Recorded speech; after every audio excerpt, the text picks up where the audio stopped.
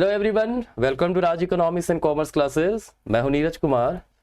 तो आज हम लोग डिस्कस करने वाले हैं इंटरनेशनल इकोनॉमिक्स का एक one of the important topic, जिसका नाम है टर्म्स ऑफ ट्रेड।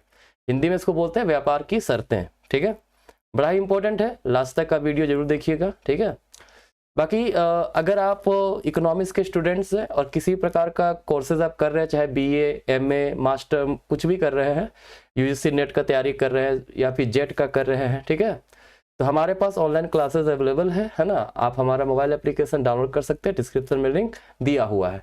बाकी इन्फॉर्मेशन के लिए आपको कॉन्टैक्ट नंबर भी डिस्क्रिप्शन में मिल जाएगा, है ना। तो चलिए हम लोग देखते हैं टर्म्स ऑफ ट्रेड, डिटेल में पूरा लास्ट तक देखेंगे। ठीक है, देखिए कहता है, अगर हम बात करते हैं टर्म्स ऑफ ट्रेड का, आपको पता है इंटरनेशनल ट्रेड में हर कंट्री कुछ ना कुछ एक्सपोर्ट कर रहा है और हर कंट्री कुछ ना कुछ इंपोर्ट कर रहा है। ठीक है, तो सिंपली टर्म्स ऑफ ट्रेड होता क्या है समझिएगा। कहता है यार वह रेट है, that it is a rate at which a country is ready to export so that it can import something, है ना। जैसे अगर आप एक कमोडिटी सेल किए, ठीक है, तो उससे जो भी पैसा आएगा उससे कुछ ना कुछ आप इंपोर्ट भी कर पाओगे। ठीक है, तो एक्सपोर्ट का और इंपोर्ट का जो प्राइसेस होता है उसका रेशियो बेसिकली क्या होता है, एक्सपोर्ट प्राइस और इंपोर्ट प्राइस का रेशियो जो होता है वो बेसिकली कहलाता है टर्म्स ऑफ ट्रेड। ठीक है, सिंपली देखिए, terms of trade refers to the rate at which the product of one country is exchanged for the product of another country। ठीक है, कहता है it is expressed in money, इसको हम लोग मनी के रूप में दिखाते हैं। ठीक है, and the currency of one country is not legal tender in other country। देखो टर्म्स ऑफ ट्रेड को हम लोग मनी के रूप में दिखाते हैं, और जो इंडिया में रुपया चल रहा है तो अमेरिका में तो रुपीज नहीं चलेगा ना। ठीक है, तो इसी कारण से हम कुछ ना कुछ एक्सपोर्ट करेंगे तब ही जाकर के कुछ इंपोर्ट कर पाएंगे। ठीक है, क्योंकि वो एक्सपोर्ट करेंगे नहीं तो फॉरेन करेंसी हमारे पास आएगा नहीं, और जब फॉरेन करेंसी हमारे पास आएगा नहीं, ठीक है, तो हम इंपोर्ट नहीं कर पाएंगे। इसीलिए एक्सपोर्ट इंपोर्ट दोनों ही जरूरी है। ठीक है, एक प्रोफेसर है, अकॉर्डिंग टू प्रोफेसर जोसिंग, है ना, इसको टॉसिंग भी कहीं कहीं बोलते हैं। ठीक है, आप देख लीजिएगा।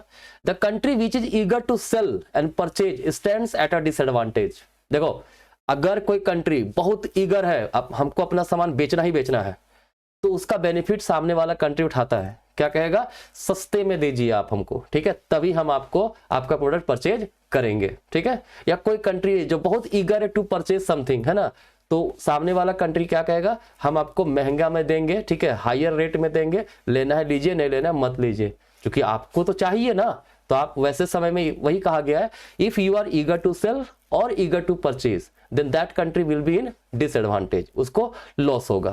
ठीक है, तो अदर वर्ड में हम लोग सिंपली कह सकते हैं the rate at which a given volume of export is exchange for a given quantity of import is called commodity terms of trade. ठीक है, जब हम लोग वॉल्यूम की बात करेंगे, है ना, तो उसको कमोडिटी टर्म्स ऑफ ट्रेड के नाम से जानते हैं। ठीक है, जो मैंने बताया सिंपली टर्म्स ऑफ ट्रेड क्या होता है, price of export upon price of import. ठीक है, ये बेसिकली टर्म्स ऑफ ट्रेड कहलाता है। ठीक है, लेकिन जब कमोडिटी टर्म्स ऑफ ट्रेड की बात करेंगे तो वॉल्यूम की बात होगा, मतलब quantity of export upon quantity of import. हम लोग डिटेल में अभी वन बाय वन देखेंगे कि कौन कौन से टर्म्स ऑफ ट्रेड हैं डिफरेंट टाइप के। ठीक है, कहता है द रेट ऑफ एक्सचेंज और टर्म्स ऑफ ट्रेड, है ना, टर्म्स ऑफ ट्रेड को रेट ऑफ एक्सचेंज भी हम लोग कह सकते हैं, depends upon इलास्टिसिटीज of demand of each country for the product of the other.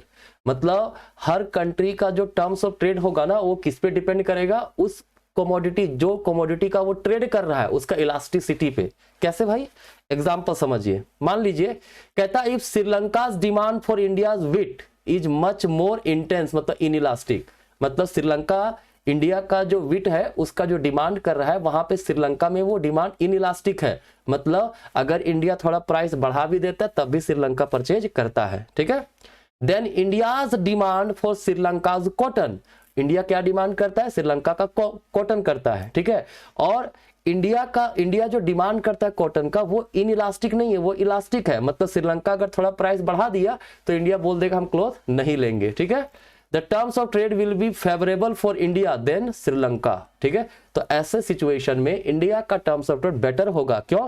क्योंकि इंडिया जानता है हम अपना प्राइस थोड़ा बढ़ा भी देंगे तब भी श्रीलंका हमारा परचेज करेगा, और वहीं श्रीलंका को भी पता है कि हमारा जो कॉटन है उसका डिमांड इंडिया में इलास्टिक है, इलास्टिक है। ठीक है, मतलब श्रीलंका अगर थोड़ा प्राइस बढ़ाएगा तो श्रीलंका का कॉटन हम डिमांड नहीं करेंगे। ठीक है, this is because Sri Lanka's demand for India's wheat is highly inelastic while India's demand for Srilanka's cotton is highly elastic, so that country gains more from the international trade where exports are more in demand and which itself has little demand for the things it imports, that is for the export of the other country। Short में समझिए, हर वो country फायदे में रहेगा जिसका demand inelastic रहेगा। उसका मान लीजिए हम जो भी प्रोडक्ट बेच रहे हैं किसी को, अगर वो हमारा प्रोडक्ट इनइलास्टिक है उस कंट्री में, ठीक है, उसका डिमांड करेगा ही करेगा, लोग भले महंगा कर दे, तो वो कंट्री बेसिकली हमेशा बेनिफिट में रहेगा। ठीक है, चलिए दो इंपॉर्टेंट टर्म है ना। सबसे पहले एक बात बता दूं, है ना, टर्म्स ऑफ ट्रेड मैंने क्या बोला, ये बेसिकली होता है ratio of price of export upon price of import का। ठीक है, तो अगर ये वैल्यू हाइयर है तो वो उस कंट्री के लिए मतलब क्या होगा,